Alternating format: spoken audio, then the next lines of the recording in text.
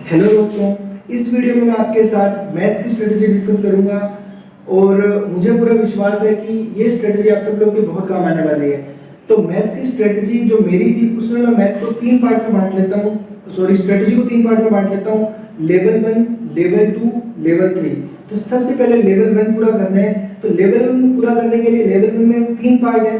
सबसे पहला पार्ट जो है वो है कॉन्सेप्चुअल क्लैरिटी। ये कहाँ से आएगी? ये आने के लिए सबसे पहले तो आपको पता ही होना चाहिए कि मैथ के दो भाग हैं, एक तो अरिथमेटिक और दूसरा एडवांस। ठीक है, तो देखिए जैसे अरिथमेटिक आपको जब पूरा करना है या एडवांस, दोनों में एक ही स्ट्रेटजी है। कैसे पूरा करना है वो देखिए ध्यान से कि जैसे मैंने पूरा जो जितने भी चैप्टर्स हैं वो सारे YouTube से ही पूरे किए थे। अब YouTube से पूरे कैसे करने होते हैं? अगर आप कोचिंग अफोर्ड नहीं कर सकते तो YouTube से कैसे पूरे करने हैं? देखिए जैसे अरिथमेटिक है तो सबसे पहले अरिथमेटिक में जो दो चैप्टर सबसे इंपॉर्टेंट है वो कंप्लीट करने होते हैं। पहला है परसेंटेज और दूसरा है ratio proportion. Once you complete these two chapters then जो बाकी चैप्टर्स हैं वो बहुत इजी हो जाएंगे आपके लिए समझने। ठीक है, तो परसेंटेज कैसे पूरा करना है? सबसे पहला चैप्टर वो पूरा करने के लिए आपको YouTube पे सिर्फ एक सर्च मारना है, percentage by Rakesh Yadav sir. आपको एक 7 आवर का वीडियो मिलेगा जो आपको कंप्लीट करना है। वो कंप्लीट अगर आपने कर लिए तो उसके बाद में आप परसेंटेज का बेसिक समझ जाएंगे बहुत ही अच्छे से। और दूसरा चैप्टर जो है रेशियो एंड प्रोपोर्शन, वो भी आपको इसी तरह से सर्च मारना है कि रेशियो एंड प्रोपोर्शन बाय इधर गगन प्रताप सर और इवन कोचिंग सेंटर और एक पाठशाला के सर थे, मैं उनका नाम भूल गया हूँ, वो सर। ठीक है, या फिर कोई भी टीचर हो, मतलब ऐसा कुछ नहीं है कि एक टीचर भगवान है दूसरे खराब है, ऐसा कुछ नहीं। सारे टीचर्स अच्छे हैं, सबने सिलेबस कंप्लीट ऑलमोस्ट करवाया है YouTube पे। तो आप किसी भी एक टीचर को फॉलो कर लेंगे तो हो जाएगा चैप्टर। तो इसी तरह से जो रेशियो एंड प्रोपोर्शन है वो चैप्टर आपको कंप्लीट करना है किसी भी टीचर से। किसी का मैं स्पेसिफिकली नाम नहीं ले रहा यहाँ पे। ठीक है, तो ये दो चैप्टर वंस यू कंप्लीट, उसके बाद में बाकी चैप्टर जो हैं वो आपके धीरे धीरे अपने आप जो है कंप्लीट हो जाएंगे। आपको दिक्कत नहीं आएगी मेनली उन चैप्टर्स के अंदर। अब बाकी चैप्टर्स कैसे करने हैं दो चैप्टर के अलावा? बाकी चैप्टर आपको जैसे कोई भी, मान लो सिंपल इंटरेस्ट जो था वो करता था मैं इसके बाद, तो सिंपल इंटरेस्ट आपको क्या करना है कि simple interest by Gagan Pratap sir YouTube पे आपको मिल जाएंगे वीडियोस। ठीक है, सर ने खुद ही डाल रखे हैं और भी इधर उधर जो है कुछ लोगों ने डाल दी है, वैसे नहीं डालना चाहिए, बट गगन प्रताप सर, ठीक है, या फिर कोई और टीचर किसी को भी फॉलो करो, चैप्टर कंप्लीट करो। ठीक है, फिर सिंपल इंटरेस्ट, ऐसे कंपाउंड इंटरेस्ट का राकेश यादव सर का वीडियो बहुत ही अच्छा वीडियो है, वो कंप्लीट कर लीजिए। ठीक है, इसके अलावा ऐसे करते करते कोई भी चैप्टर हो, जैसे टाइम एंड वर्क है, time and work by Gagan Pratap sir, time and work by Abhinay sir, time and work by even coaching centre, time and work by this and that, कोई भी टीचर फॉलो कीजिए, कंप्लीट कीजिए उस chapter को अच्छे से। ठीक है, जिस भी टीचर ने 6-7 बार पढ़ाया है तो उसने कंप्लीट करवाया है। आपको किसी भी ऐसे डर की जरूरत नहीं है कि मेरे को तो उन सर से पढ़ना था, इन सर से पढ़ना था, कुछ नहीं। कॉन्सेप्चुअल क्लैरिटी होनी चाहिए, that is the first thing which you have to complete. ठीक है, तो इस तरह से आपको सारे चैप्टर अरिथमेटिक के पूरे करने हैं, एडवांस के भी इसी तरह से पूरे करने हैं। आप सिलेबस तो आपको पता ही होगा, वो सिलेबस के टॉपिक का नाम और by this sir that sir इस तरह से YouTube पे सर्च मारने हैं, आपको सारे टॉपिक मिल जाएंगे। ऐसा कोई टॉपिक है ही नहीं जो YouTube पे ना हो। ठीक है, किसी न किसी ने तो पूरा करवा ही दिया है। ठीक है, तो इस तरह से आपका सिलेबस जो है वो कंप्लीट होगा, तो ये आपके कॉन्सेप्ट पूरे होंगे। ये है पहला भाग। ठीक है, फिर आता है दूसरा भाग, उसके अंदर क्या है कि प्रैक्टिस। प्रैक्टिस कैसे करनी है? अगर आप इस एग्जाम में पहली बार आते हो, जैसे राकेश यादव बुक है, ठीक है, एंड किरण है, ठीक है, तो इस तरह की कोई भी आसान किताब बोलता हूँ मैं इनको, वो उठा लीजिए। ठीक है, वो उठाने के बाद उसके क्वेश्चन सोल्व कीजिए। जब आप जो जो वीडियो देख रहे हैं सर के, उनके साथ ही ये जो प्रैक्टिस है ये साथ साथ में करते रहना है। ठीक है, तो प्रैक्टिस जो है वो भी इसी तरह से करनी है कि भाई जैसे मान लो कोई भी चैप्टर कर रहे हो आप, सिंपल इंटरेस्ट, अब एक ही टाइप के 50 क्वेश्चन आ रहे हैं और आप करे भी जा रहे हो, तो ऐसा मत टाइम वेस्ट कीजिए, क्योंकि कोई फायदा नहीं उस चीज का। आप 50 में से आपको लग रहा है कि सारे क्वेश्चन सेम है, तो आप 5 या 6 या 8 क्वेश्चन कर लीजिए, इससे आपका क्या कॉन्फिडेंस बिल्डअप हो जाएगा मतलब। ठीक है, तो ये है दूसरी चीज जो आपको करनी है। तीसरी चीज क्या है कि आपको कैलकुलेशन प्रैक्टिस करनी है हर दिन 10 से 15 मिनट। इस एक्सरसाइज को जरूर देना है। आप हो सकता है छोड़ दें इस चीज को, लेकिन मैं तो यही बोलूंगा कि करना चाहिए। ठीक है, क्योंकि वो जो छोटे छोटे एरर है ना, जैसे मैं अभी आपको बोल दूं कि 423 को 526 से गुना करो, तो आप उसको मल्टीप्लाई करने जाओगे तो कहीं कैरी जोड़ना भूल जाओगे, कहीं कुछ करना भूल जाओगे, तो ये जो है ना ये आपके पेपर में भी रिफ्लेक्ट होगी। तो इस चीज को यहीं सुधार लेना है। और सुधारोगे कैसे?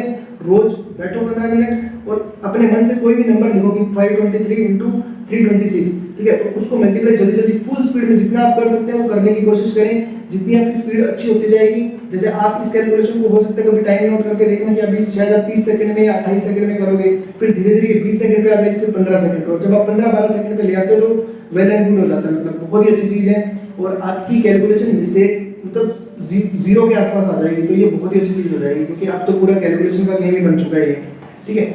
अब उसके बाद में ये पूरा जो मैंने बताया ये लेवल 1 था, ठीक है। ऐसे ही करना होता है। तो ये लेवल 1 आप कंप्लीट जब कर लेंगे, बिल्कुल ये मेरे हिसाब से अगर आप रिलीजियसली मेहनत करेंगे पूरा तरीके से तो 1 या 1.5 महीने में कंप्लीट हो जाएगा, ठीक है। उसके बाद में 1 महीना से ज़्यादा बोलते मेहनत करते तो हो जाता है 15, 20, 25 दिन में, ठीक है।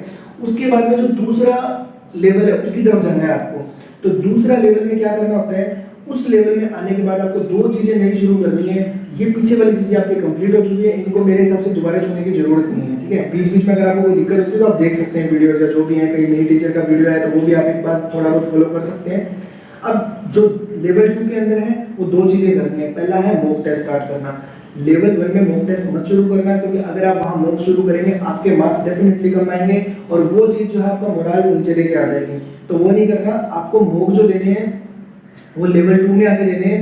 मॉक देते टाइम जो मॉक की स्ट्रेटजी वो तो बाद में डिस्कस करेंगे, लेकिन आपको मॉक शुरू कर देने हैं, ठीक है। दूसरी चीज आपको क्या करनी है, आप जो टीचर्स हैं जैसे गगन प्रताप सर हैं या फिर अभिनय सर हैं या फिर या कोई भी रेमो सर है, कोई भी टीचर जिन्होंने पढ़ाया है, तो आपको उनकी शीट उठानी है। शीट्स मिल जाती है, आप वो जुगाड़ आप कर लेंगे मेरे हिसाब से, ठीक है।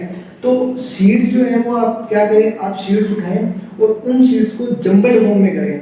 जंबल्ड फॉर्म से क्या समझते हैं आप, कि आप परसेंटेज की शीट उठाएं, उसमें से 30 क्वेश्चन, पहली शीट उठाएं 30 क्वेश्चन, उसके बाद में एवरेज के 30 क्वेश्चन, सरल ब्याज के 30 क्वेश्चन, उसके बाद में उधर कोई एडवांस का एक चैप्टर उठाया उसके 30 क्वेश्चन। इन 30 क्वेश्चन को करें, यानी 120 क्वेश्चन दिन के अंदर, 100 क्वेश्चन दिन के अंदर, कभी 150 क्वेश्चन कर लिए।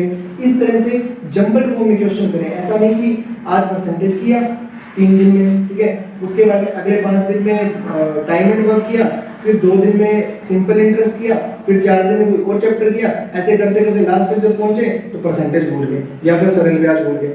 तो ये जो तरीके हैं ना, ये बहुत ही एक मोनोटोनस सा तरीका है, ऐसे कभी तैयारी नहीं करनी। आपको क्या करना है कि जो जंबल्ड फॉर्म है ना उसको कंटिन्यूअस रखना है और लास्ट दिन तक कंटिन्यूअस रखना है। अगर ये शीटें कंप्लीट हो जाती है तो फिर से दोबारा करने स्टार्ट कर दो। मैंने गगन प्रताप सर की शीट ऑलमोस्ट 3 बार लगाई थी, ठीक है।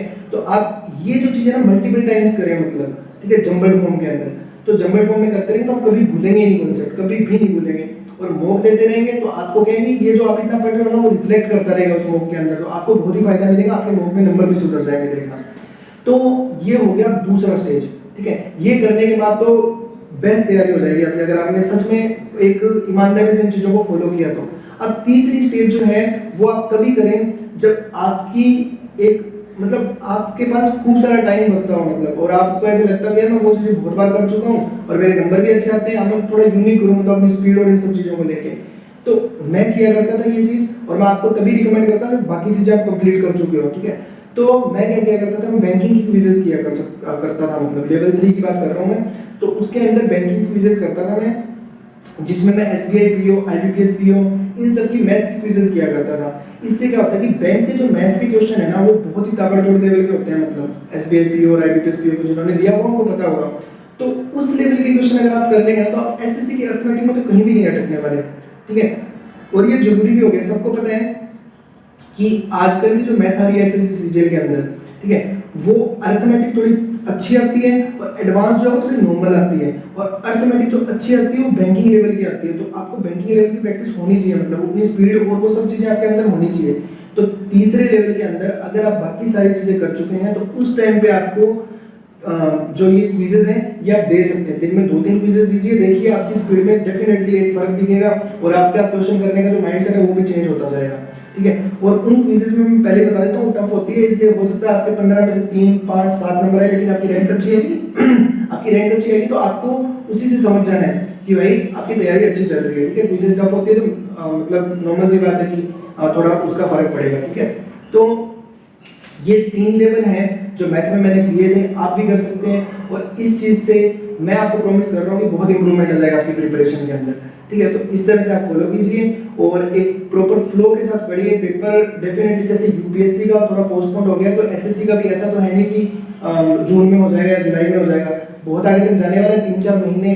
तो 3-4 महीने अगर आपको मिल रहे हैं तो जो मैंने बताया इन सब चीज़ों को अच्छे से फॉलो कीजिए और एक प्रॉपर तरीके से सब चीज़ों को पॉलिश कर लीजिए। इस टाइम को ऐसा मत सोचिए कि पोस्टपोन हो गया, जॉब कर लेता हूँ, ये है वो है, 2-3 महीने में 2-3 महीने में कोई जॉब नहीं कर पाएंगे आप इतना।